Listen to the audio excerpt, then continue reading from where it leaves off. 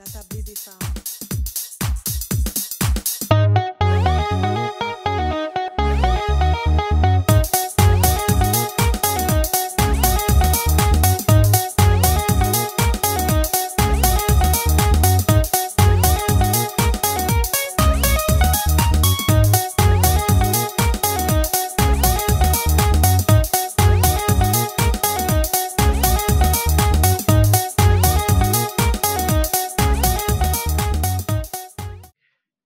Bienvenue à la tablée des femmes. Let's cheers on that.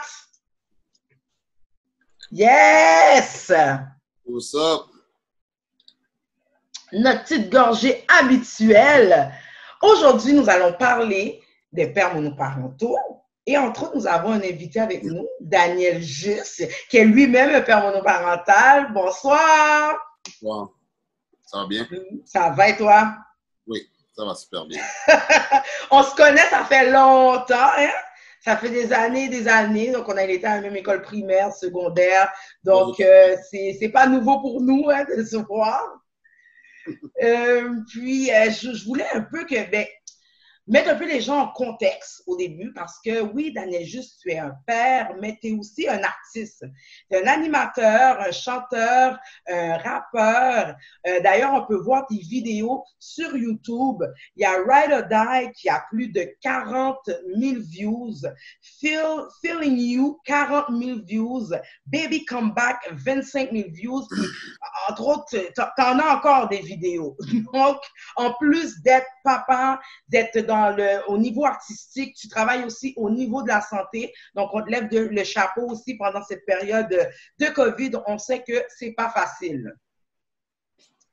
Donc, on va parler un peu de ta situation. En fin de compte, j'aimerais savoir, là, ta fille, elle va avoir 13 ans dans quelques jours.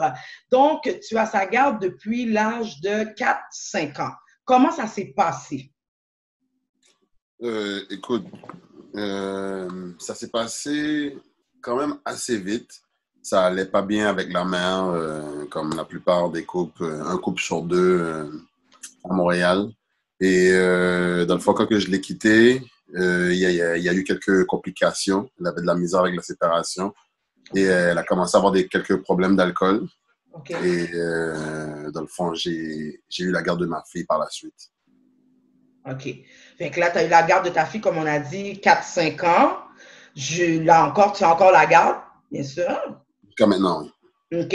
Est-ce que la maman elle a le droit à des visites ou une garde partagée? Comment que ça fonctionne? Au début, c'était un peu difficile parce que quand quelqu'un a des problèmes d'alcool, puis moi, je parle comme des vrais alcooliques, là, ça passe par les désintox, ça passe par plusieurs étapes. Puis, tu sais, la DPJ n'était même pas comme inclus là-dedans. On était comme entre nous, mais c'était tellement... le problème était tellement sévère que elle a dû habiter dans une maison de désintox pendant environ 1 an. Non? Puis, ce qui se passe par la suite, c'est que il y a plusieurs étapes là, avec l'enfant qui ne voit pas sa mère à l'âge de 5 ans, 6, 7. C'est l'âge que l'enfant a le plus besoin de sa maman parce que l'enfant est encore à une étape où ils sont encore des bébés. Bien sûr. Fait que c'est sûr que ça rend les choses un peu plus difficiles. OK. Puis, là, on sait que, là, je comprends, la maman, elle a le droit de visite, donc elle a une fin de semaine sur 2.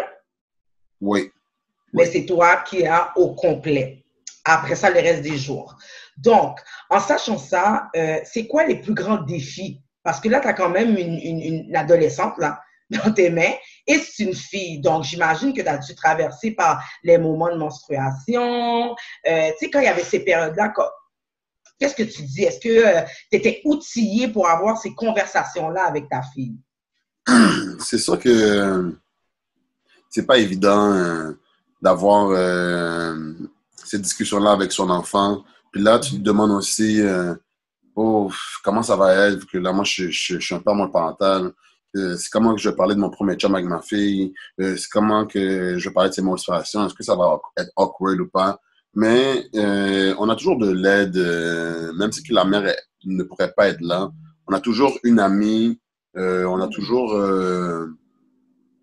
notre cousine, notre mère, quelqu'un de féminin qui va être là, qui va savoir répondre à ces choses-là.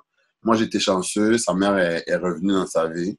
Fait qu'elle elle a eu la discussion que je ne voulais pas avoir avec elle. Je l'ai eu quand même avec elle et sa mère a eu un peu plus en profondeur. OK. Puis, c'est quoi, là, on parlait de menstruation et tout ça. Est-ce qu'il y a vraiment quelque chose que tu as trouvé que c'était un gros défi, là? Que tu te dis, oh my God, tu sais, je pensais pas vivre ça en tant que père monoparental ou même une mère, là, tu te dis, c'est quoi le plus gros défi? Écoute, je vais pas me gorger de là-dessus parce que un souvenir qui était un peu pénible, c'est ça, c'est plus que lorsque sa mère était moins là, moins présente, puis quand elle était plus jeune, puis que j'avais déménagé de chez mes parents, j'avais décidé de comme prendre ma vie en main, puis d'élever ma fille seule, puis aller travailler, aller à l'école en même temps. Je voulais partir à l'aventure, puis voir ce que je pouvais faire par moi-même.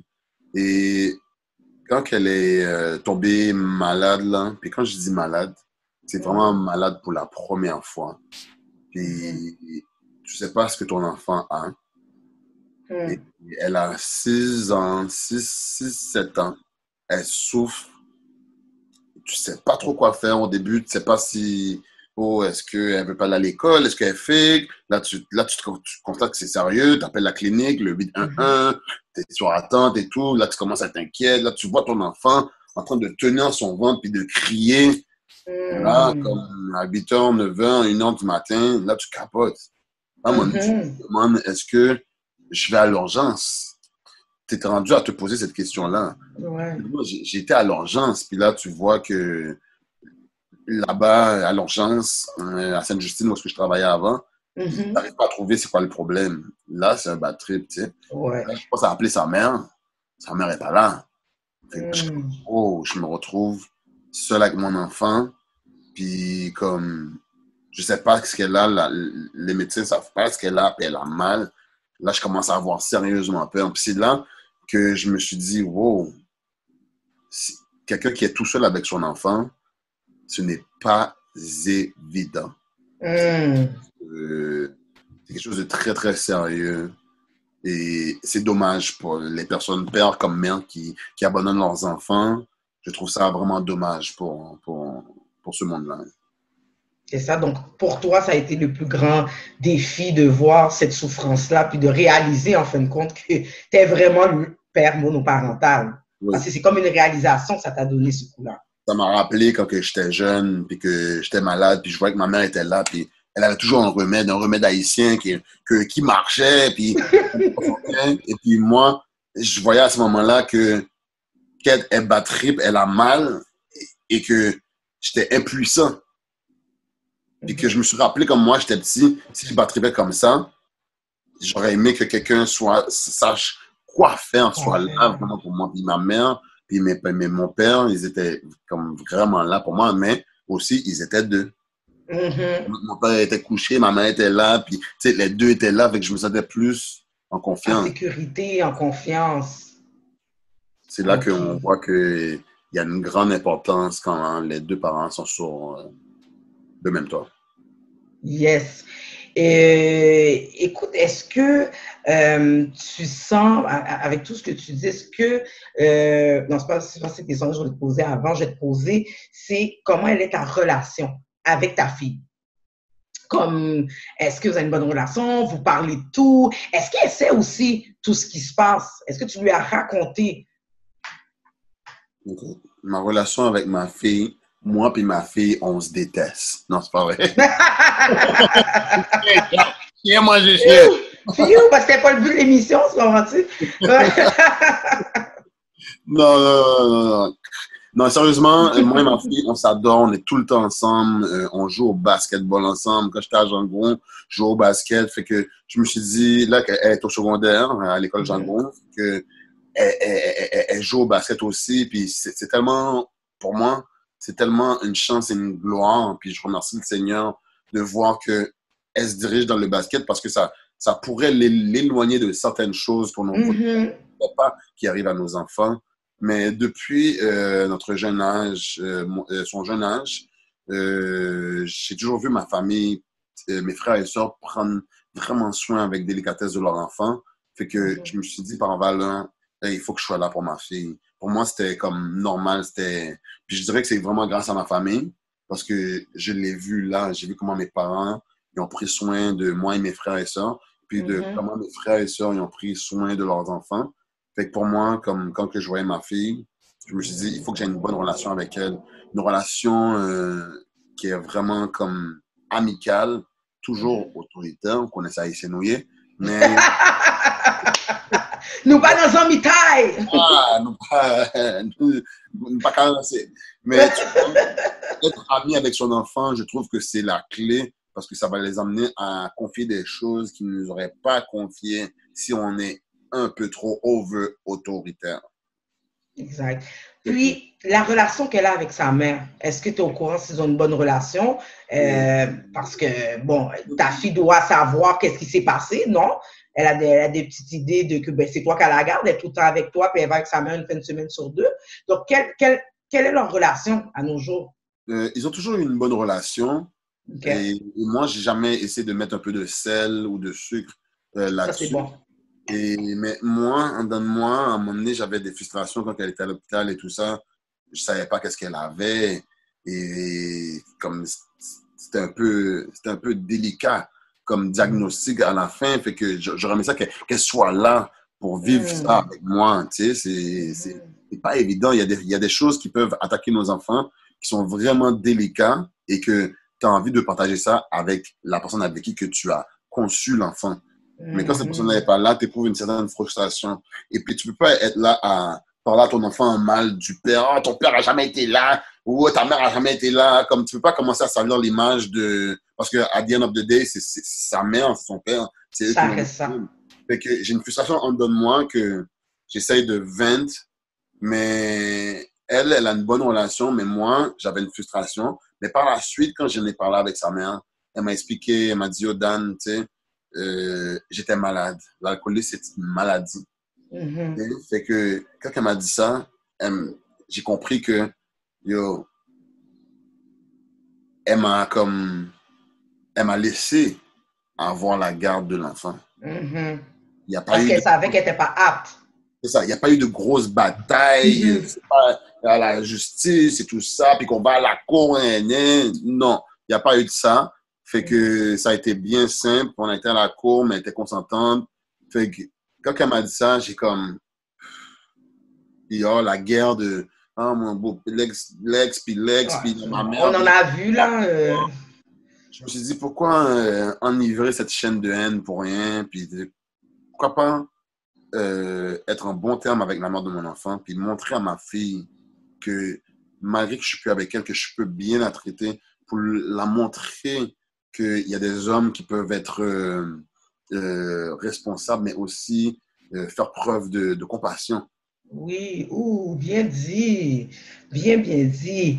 Écoute, pendant qu'on parle de tout ça, est-ce que tu trouves qu'au niveau des ressources des pères, pour les pères monoparentaux, il y en a autant que pour les femmes? Est-ce qu'il y a des soutiens? Est-ce que tu vois ça? Est-ce que tu as déjà entendu des hommes qui ont parlé de leur situation? Parce que les femmes monoparentales, on en parle tout le temps. Tu sais, on peut même trouver je pense à une place à Montréal-Nord où ce que il y a un immeuble spécialement pour ça, pour les mamans qui ont des enfants, puis que c'est un peu plus compliqué, etc., sont même monoparentales. Est-ce que tu trouves qu'il y a ce soutien-là aussi pour les papas?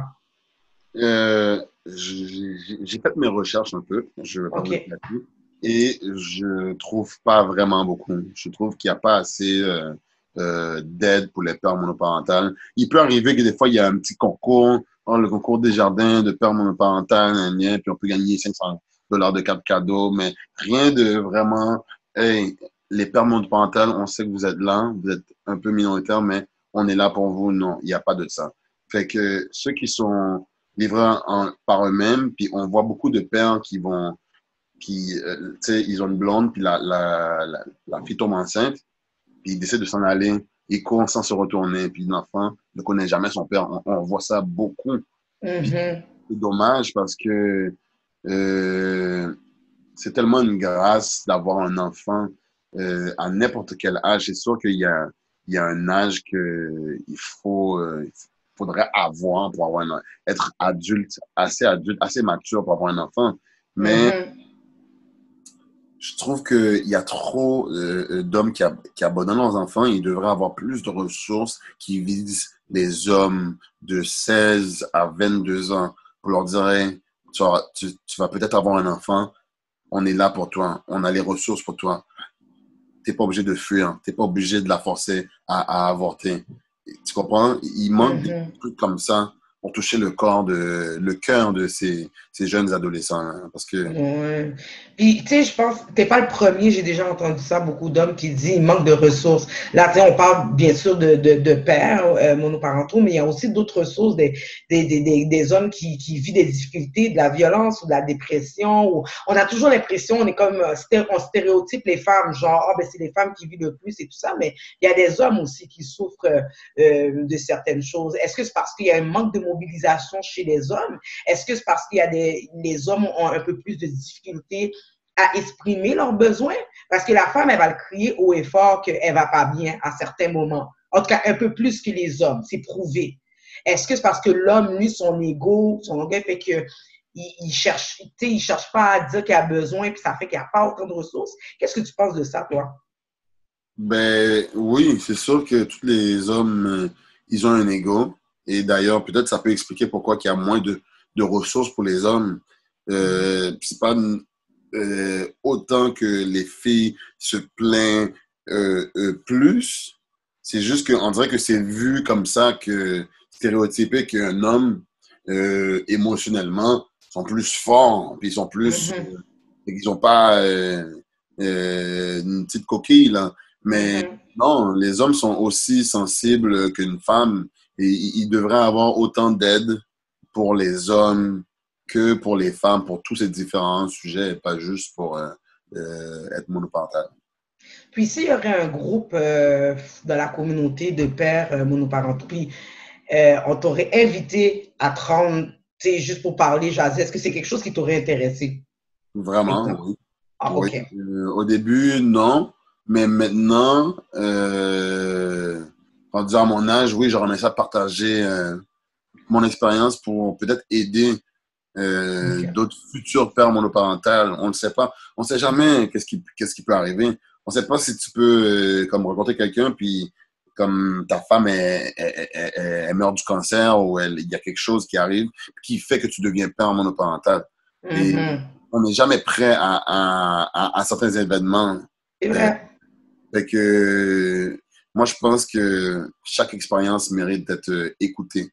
Mhm. C'est un témoignage. Comme je dis tout le temps, on a toutes sortes de choses qui se passent dans la vie, qui nous arrivent. Donc, c'est important d'être à l'écoute puis de voir les témoignages sur deux jambes, comme que je dis tout le temps. Bon. Écoute, quel conseil que tu pourrais offrir à des pères qui pourraient se retrouver justement dans une situation comme toi, situation familiale où ce que, la maman n'est pas là, puis ils se retrouvent tout seuls à élever un enfant, que ce soit un garçon ou une fille. Qu'est-ce que tu pourrais donner comme conseil? Écoute, moi, qu'est-ce que je peux dire, c'est que si des choses comme ça pourraient arriver, c'est de garder la tête froide, rester calme, se tourner vers la famille. Souvent, la famille va souvent t'aider. Des fois, on pense, oh, je vais avoir un enfant, ou je vais être tout seul avec l'enfant, puis oh, ça va être moi tout seul. Non, ta famille, premièrement, pas toutes, mais dans 80, 70, 60% des cas, ta famille va t'aider, ou des amis Mhm. proches. Il y a du monde qui est rempli qui ont de la sympathie, de la compassion. Ils vont Mhm. t'aider. Sinon, tu sais, le monde, il pense que avoir un enfant, c'est quelque chose de ultra compliqué.